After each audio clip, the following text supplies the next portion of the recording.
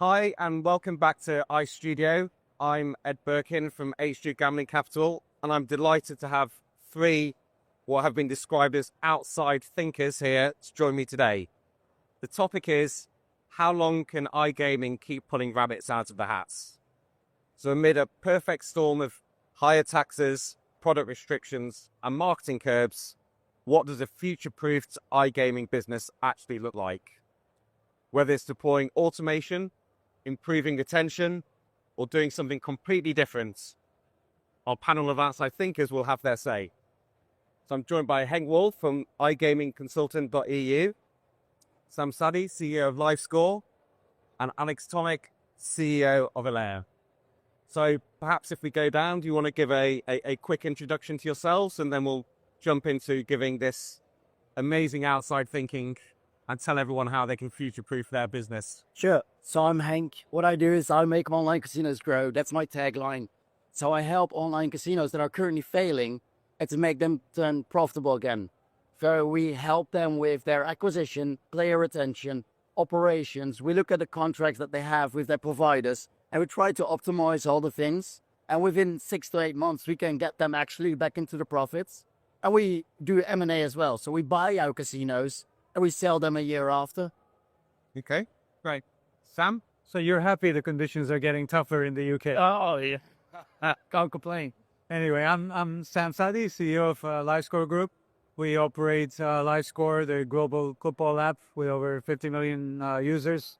And we're also a gambling operator in UK, Ireland, Nigeria, and soon in South Africa with our brands LiveScore Bet and Version Bet. So I'm Alex Tomic. I'm the founder, not the CEO of Alea.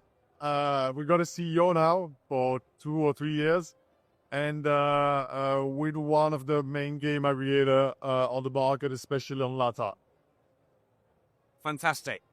Well, I mean, talking about fading casinos and not saying that anyone has one, but Sam, you can speak firsthand about how regulation in the Netherlands has impacted the business there. Is it just got to the point in some markets it's too tough to operate? That's where you wanted to start. Okay. Well, I've often said don't go easy. But I think it's a good example, though. We're a relatively small operator. We thought Netherlands was making the right moves towards regulation. We saw it as an opportunity. We have a large and loyal user base on LiveScore. We had over 1 million users in the market. And we've never operated gray or black towards that territory. So we're a great candidate to go in and operate within, the set of rules that's the country had set. A year after those rules changed, tax rates increased with a promise to increase furthermore. So, you redo the math and you look at the math and the market becomes uninvestable. From our perspective, maybe if you have 20%, 30% market share, you can still continue to operate. But if you're less than 1% market share and you're looking to invest to grow, the growth equation doesn't work anymore. The unit economics, like the Americans call it, don't work anymore. So the sensible decision is, to shut down, take your capital, and move it to a more favorable environment. And unfortunately, before we did that, we tried to speak to the regulators and explain the math, the economics. And just like it happened in the UK, it's not a decision based on economical rationale. It's all ideology these days. And there's nothing you can fight against that. Like, they've set their minds that our industry has to be addressed in a particular way, and they're pursuing that strategy. And I draw a lot of parallels to what happened in the Netherlands to what I think could happen in Brazil. Market regulates, huge amounts spent on marketing, suddenly in everyone's faces. You have a government that is quite anti-gambling in many respects, tax rises, potential marketing restrictions. Is LATAM turning from this amazing opportunity to, are we going to see the same thing there, do you think, Alex? Yeah, we see it in Brazil. It was a paradise. Everything started fantastically. No numbers were growing. Operators were happy. Providers were happy. Then the regulation kicked in, and the numbers are going down. And it seems that this trend is going to continue.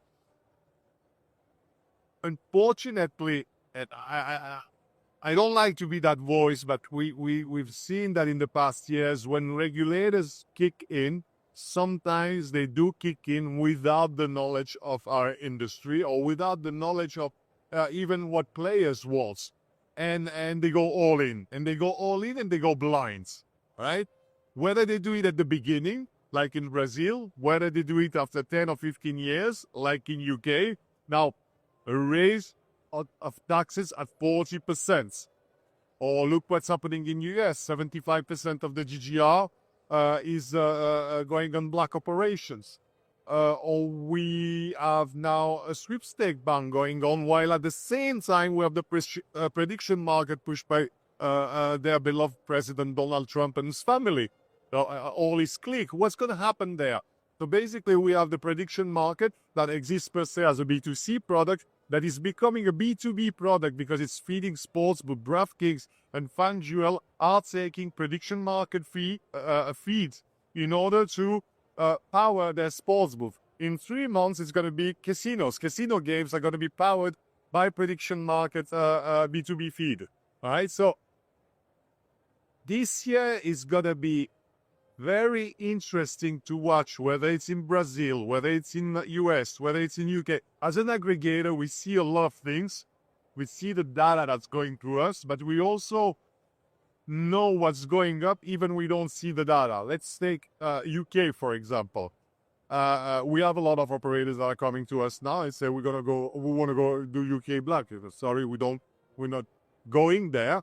But we have a lot of demands of operators that want to go UK with a Curacao license. And I mean, it's not you. They've been there before, but now it's like a tsunami of operators that want to go UK black. And also, we see what's happening in the US. And also, we see what's happening in Brazil, where a lot of operators want to go black. So, we already had a lot of operators going black since 2016 with the crypto casinos. We have a second wave of crypto casinos coming. And now we have all this reshaping between sweepstakes and prediction markets that are happening in the UK and operators that want to go crypto, for example, in UK and other countries. So it's a very interesting moment within the gaming industry that's happening right now. And as Sam alluded to, you have tight restrictions in a market like the Netherlands. It's fine if you're a big operator. You know, the Netherlands has about 18 operators maybe or so. 31. And so they've got these operators. But if you look at Brazil, it's like 170 grand. You know, not everyone, and the top two have 40% of the market. So not everyone's going to be able to get that. The UK, again, you know, hundreds of brands, casino sites, you know, you cannot compete. So, you know, if a small operator comes, I know you'll probably say you can turn any operator profitable, but, you know, are there just too many brands trying to compete in this market? Is that part of the issue? Right. So I don't think that is the issue. I think what we do see in the Dutch market and what we're going to see in the UK market as well, and what you guys did very well with the analysis as well, was that you see when the tax rate grows above the 30% threshold, that's when you see a lot of black market activity, because you can no longer compete with your bonus offering or your promotions compared to the black market, unfortunately. And I think this is going to happen in the UK as well, with the doubling in the tax and next year in sports betting as well.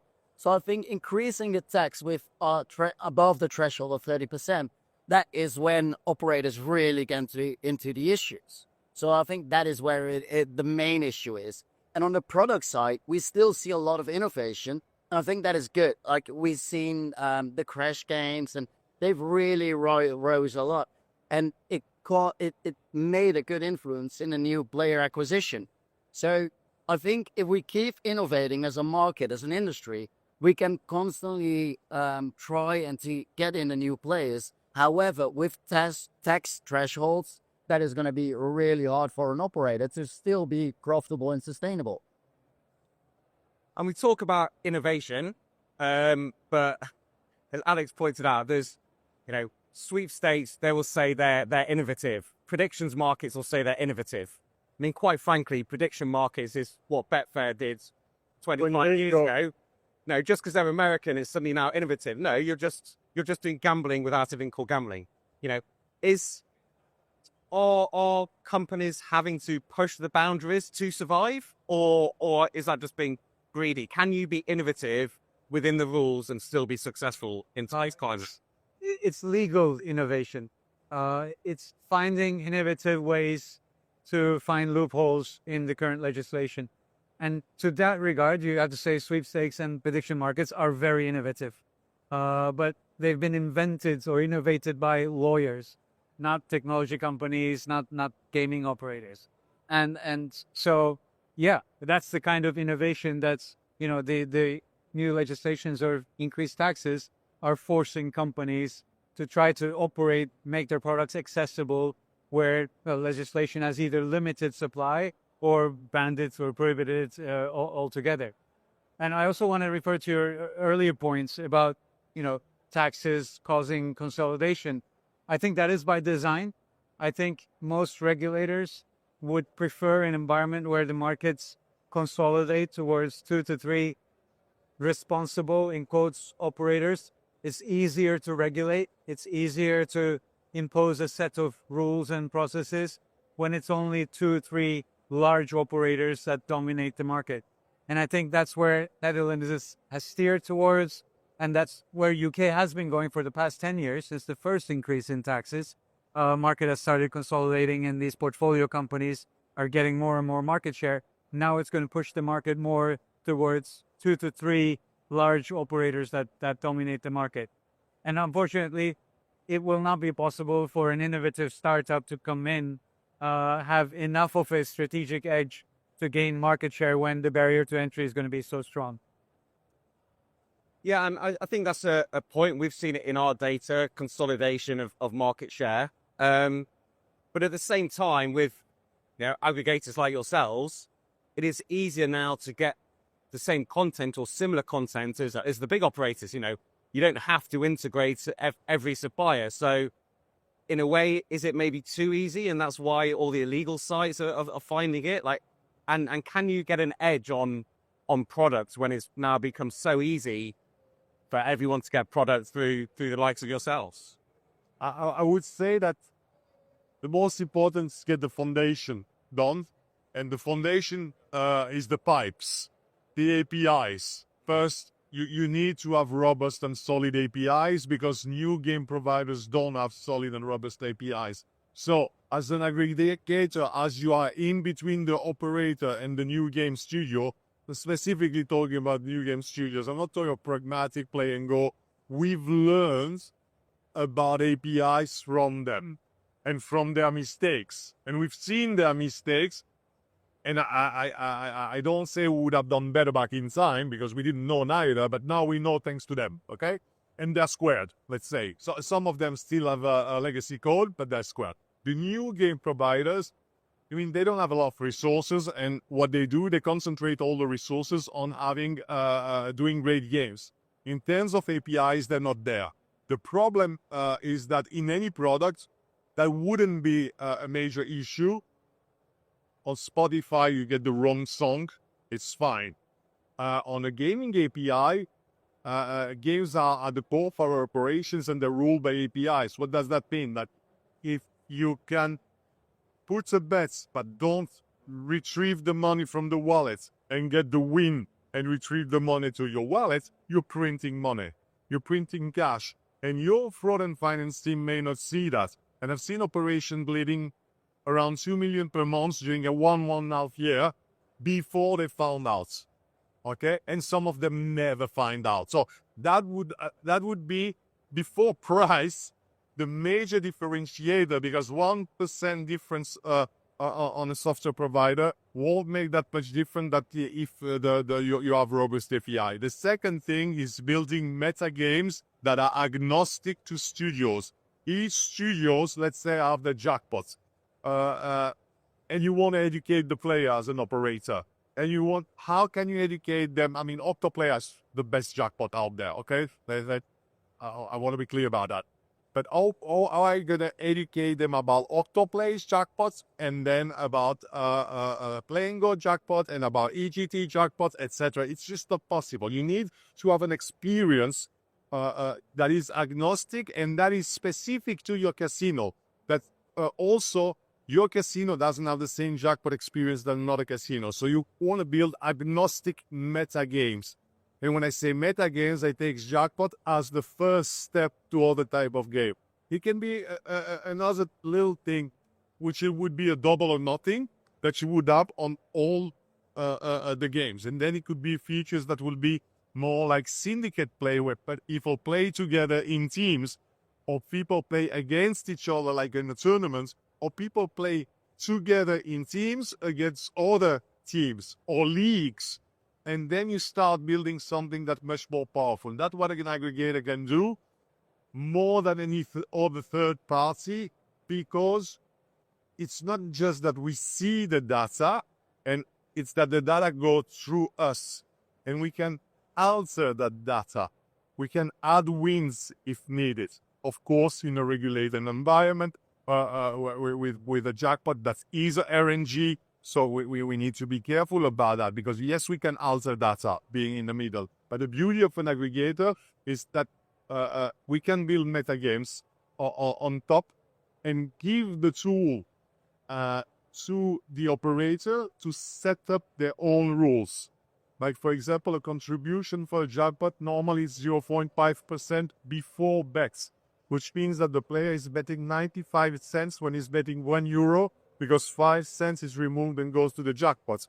Here you can decide maybe it's going to be 0.5%, there's going to be 1%, or me as an operator, I'm going to participate for a level of 10% for my small segment of player, and maybe up to 50% for my VIPs.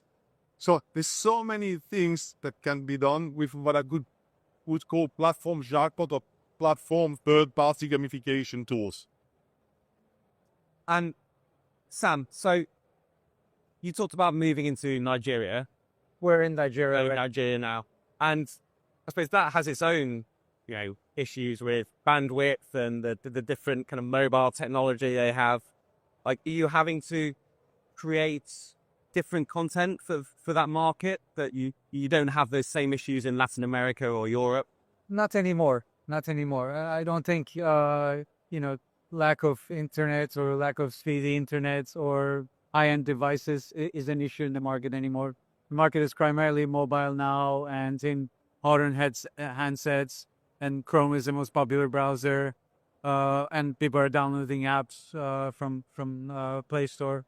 So those limitations have been mostly overcome. In fact, it has a more modern, payment environments with mobile wallets on everybody's phones. So those are not the difficulties, the challenges of the market, but it has many other challenges that do not exist. Still, there's a lot of land-based retail mindset, a lot of agents, a lot of cash, business that goes through the agents. Betting behaviors are very different. Casino gaming didn't really exist. I mean, there's virtual sports, which was kind of the casino in Nigeria now through crash games. That's all it is. Like 90% of iGaming is crash games in Nigeria. So it's got its own challenges. Your brand's investment has to be much higher as a proportion of your marketing investment in the market. Whereas in UK, it's only a third. Maybe you can do performance marketing for 2/3. So like in every other market, it has its own challenging.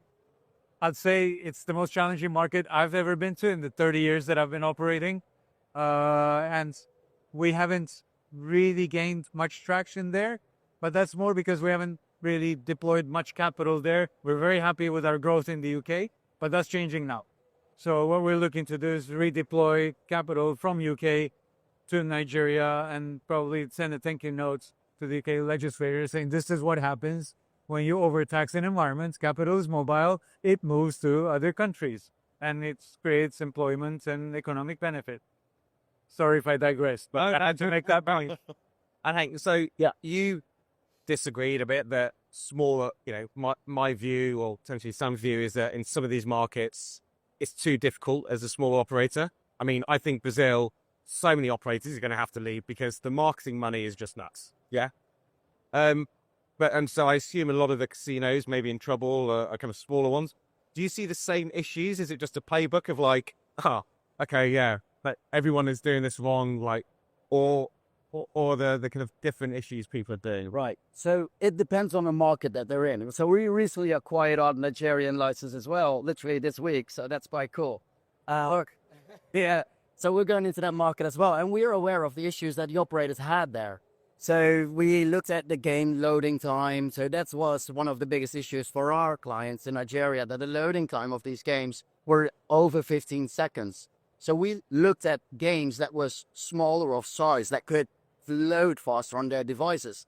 But if you look at failing operators such as the Netherlands, or such as in with the Curaçao license, the MJA or the Anjouan one, they all focus on the acquisition base a lot, but they forget something really important, that is retention. So what we see is that they don't really have a retention strategy in place. They just have an acquisition channel, and they don't have a lot of acquisition channels. They only use affiliates.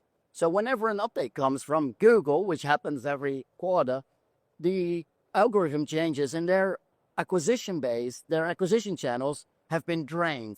So now they don't have new players coming in. The old players, they don't play anymore because they're not been retained. They've not been paid attention to, and they have no VIP program in place, no loyalty system. So the customer support, even most of these websites don't even have a live chat, which nowadays it's one of the most important things a casino can have. So we look at those kind of things, and even with a live chat, so this is a very specific one. If a customer comes into the live chat, we already look at who is this person in the chat before they're even talking to the chat bot. Because if you're talking to a VIP, you're going to give him a different treatment than a regular player. So if a VIP comes in and he's asking or complaining about, I didn't win this week, we're going to give him something else than a player that just does a tenner a week. So those are things that we see that are very common in a lot of these operations. Alex, you talked about data. I mean, I would love to get my hands on the amount of data that you must have on the LATAM markets. Yeah, who be three? And there's limited official data out there. Peru provides some now on the legal market, but I mean Mexico. Fortunately, Caliente, we get some of their data. Playtech put in their annual report, and you try and extrapolate. Chile, was an emergency measure to pass the legislation, and then it sits there for a year and a half with nothing happening. And then Argentina, where that's just provincial. Are there areas that you are excited about in LATAM still? Argentina is a big market. But we don't see regulated opportunities, real opportunities right now there. But we know it's a huge market. We know from our suppliers, some of our suppliers that are taking this market even non-regulated. It's maybe not as big as Brazil, but it's an extremely huge market. It's also a market where you have what they call their truchos, which means fake games. Game Check, which is a company that has been set up by a friend of mine, James Elliott, is very active there, because basically what they do, they check if operators have real games or paid games. And Argentina is one of the main markets where they see paid games. They see fake pragmatic games, evolution, no, because it's much harder to fake. On the other side, sometimes when we analyze the situation, or could I say that, we are asking ourselves how fake these games are. How it's not a situation we've seen before. Maybe I can say it with Novomatic in Russia, let's say 10 years ago, when they would at least allow fake games, and I say at least because we never knew who were behind these fake games, to prepare the markets when the market would be regulated. they don't care that these fake games are taking the money because they can't take it. But at least they prepare the customers for them to come later, and then they would move them away. If in worst case scenario they wouldn't be behind this fake game company, but I can't claim, of course. We see a similar situation in Argentina where we have the feeling that some I'm being very careful with my wording that some game studios are at least allowing or closing their eyes on these fake game companies because they're preparing the market for them. If again they're not behind these companies, which we don't know. We investigate. I'm asking people from GameCheck. We want to believe that these companies are stealing the code and that's IP infringements more than something else. But we see that because the numbers are huge. So if I would love to see a market going regulated tomorrow in LATAM, it would be Argentina. Well, mind if I ask a follow-up question to that? Go for it. With the regulators pressuring vendors and B2B suppliers in countries like UK and Netherlands, do you see this happening as well, where some content providers will decide not to service unregulated territories, but there'll be some backdoor actions, whether implicit or not, that their content will still show up in offshore operators through what you define as fake games? I mean, if you want an unfiltered answer, yes, completely, and it's happening everywhere on a regular basis. Yeah. I mean, that's the default mode, and then they stop doing it.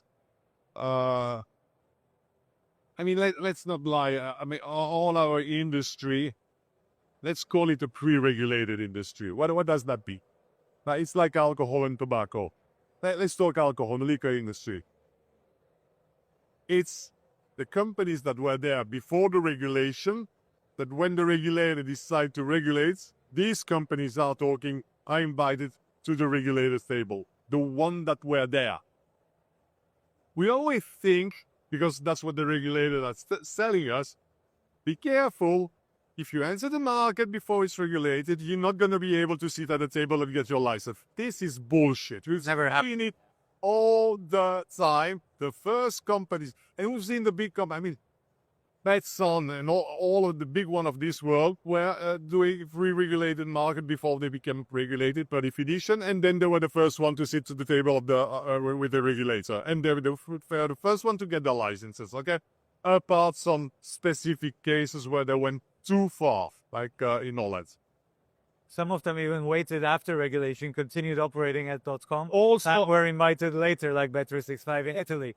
Yes. And then overnight they got 30% market share. Or they do both. In Greece, they have a license on one side where they don't make any money. They go unlicensed on the other side where they make money, and then they cross-sell from this side to this side. Then they close this side, and they cross-sell from the dark to the white. So first from the white to the black, and then With no enforcement.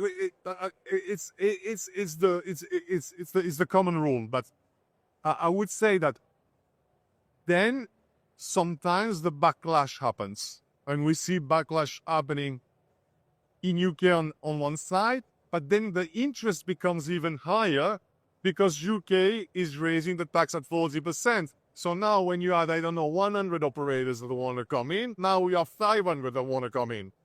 And at the same time, UK is showing more their teeth, but at the same time, they're making the market more attractive to unregulated operator. And on the other side, you see what's happening in the US, where most of the market is unregulated. So it's like there's two forces that are colliding, but from what I'm seeing I've been 20 years in this industry, it seems that we're going darker and darker. And it's not that we're going darker and darker because we want to go darker and darker. It's really the regulator is pushing us there and pushing the players there. Just to finish, because I don't want to take all the audience time, but what do we see when the market gets regulated? We see that, first of all, the GGR, the monthly GGR you were making on this market is shrinking by, let's say, 50% on a day from another. We've seen it in UK. We had a UK lights operation. Bet 365 also at the same number. When we put AML4 and affordability check from one day to another, we all lost 50%. Okay, and then more and more rules and 25%, and after 2 or 3 years, you just stop 20% of what you had before. Okay, so that's the first thing. And then the second thing, when you have something like gun stop, where a player pushed the button and cannot play anymore in any regulated casino for life because he pushed the button, is for life. What are you doing when you could have set up like that?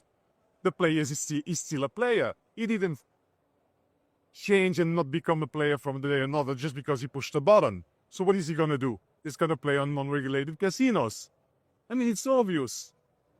So that is, I mean, we see regulators that are behaving like creating a space, an environment that they idealize and they believe will work, but which is going completely against reality. And then we, as an industry, well, we try to go between the cracks. That's what's happening. I think it's fair to say that in some ways the industry is getting darker again. Now, assuming you don't want to go that way, maybe some final thoughts, Sam, trying to answer something, on this. How long can we keep pulling the rabbit out of the hats? Okay. What do you see having to change, apart from regulation, because regulation is going one way, for operators? Do you think there's still more that you guys can do to fight this ever-growing storm against you? Or is it a case of just looking out and finding the best markets there are at the moment and just being in there for as long as you can until they turn to crap? It's a mix of both. I don't think it's a fight. It's just adapting to a new environment. The new taxes didn't make our industry unprofitable. It made it less profitable, and it made it maybe unprofitable if you are not at a certain scale, so you can't cover your indirect costs. So yes, it's a major setback, but we think we have a little bit of a unique business model. We have a media business, and we have a direct acquisition funnel through LiveScore. So it's adapting to the new taxes, seeing if we can still continue to operate profitably. But like you said, other opportunities that were not as attractive to us before have now become more attractive. So we're very happy, deploying our capital mostly in the UK. We're very happy with predictable returns, but now those returns have diminished. So other opportunities that we've looked into, ones we're having licenses already in Nigeria, South Africa. But when you look at Canada, it looks much better now as opposed to, 3 months ago. And this is what, how capital behaves, right? Like if interest rates go up in a certain segment of the market, people start buying bonds. If they go down, they go and they invest in stocks, and growth capital comes in. And but on that, so you do, as you say, have quite a unique positioning with your brands and the business model. Is the UK potentially opportunity for you as well as other operators get hit worse? I mean, I wouldn't call it a desirable opportunity, but yes, a certain segment of the market may have to exit. But I think more importantly, the larger operators are very diversified. So the Flutters and Tains of this world, they can invest in Georgia, they can invest in Latin, they invest massively in the US. So they have other opportunities to deploy their capital. So they're going to invest less in marketing in the UK because their return on marketing is going to be higher relatively in other markets. So what's going to happen is if I have 3% market share right now, if I want to maintain a share of voice in marketing of 3%, which is really critical to maintain your market share, I want to increase it to maybe 5%, it's going to be cheaper for me to do that. So will that all offset, the higher taxes? I think it would if we didn't have the black market. Now that's for me unpredictable. How much of the market, the addressable market, is going to move to the black market? How much is that market going to shrink? And if it shrinks too much, that's going to offset all these new opportunities and advantages that the increased taxes have created. And then, Henk, not wanting to take away your business and give all your advice for free, but what kind of, if you can boil it down to one or two things, you talked about retention, Yeah. But what else can operators do to try and maybe get ahead in the market? Right. So what I think is very important right now is building an actual brand, and we see that coming more and more often. If you build a good brand, that in itself can be a really good retention system. So what I highly suggest, and what you said as well, the share of the market just by having your brand out there is going to be really important within the next few years. What I also truly hope, and what you were discussing as well, is that I truly hope is that the regulators will talk more often, not just with the operators that are in the regulator market, but with consultants, with aggregators, with PSPs, but how this market is moving and the choices that they want to implement are going to affect and how it's going to affect the market. Because I know H2 has been advising the Dutch regulator as well, but the Dutch regulator is just handcuffed by the Dutch government. And even though the Dutch regulator didn't want the increases of the tax, the Dutch government did. So I truly hope that we can get some innovation there and that they just talk with us, because I think that is so required in a market that we're in. And to talk about the operators, what I truly believe in is it's still one of the oldest marketing things that we can do, but it's email marketing. It's so effective. It is, and personalization within this as well. I mean, people have been telling me about personalization for 20 years, and we're still not sure if maybe AI they'll actually get there. But no, I think with the Dutch regulators, a point that often I can be critical of regulators as other people can, but it's not always the regulator. Sometimes the regulators make decisions that you disagree with. Sometimes they don't make any decision. They just have to enforce it, and they're in a tough spot, like in the Netherlands. Yeah. Alex, can I have a final word from you before we get kicked off by Robin? You see stuff that I would love to see in terms of data and kind of wider aspects of markets. So, what do you think it gives? Let's say you have 2 or 3 operators operating in the same markets, getting all the same games through you. What's giving one of them an edge over the other one? Is it more than just who's spending the most marketing?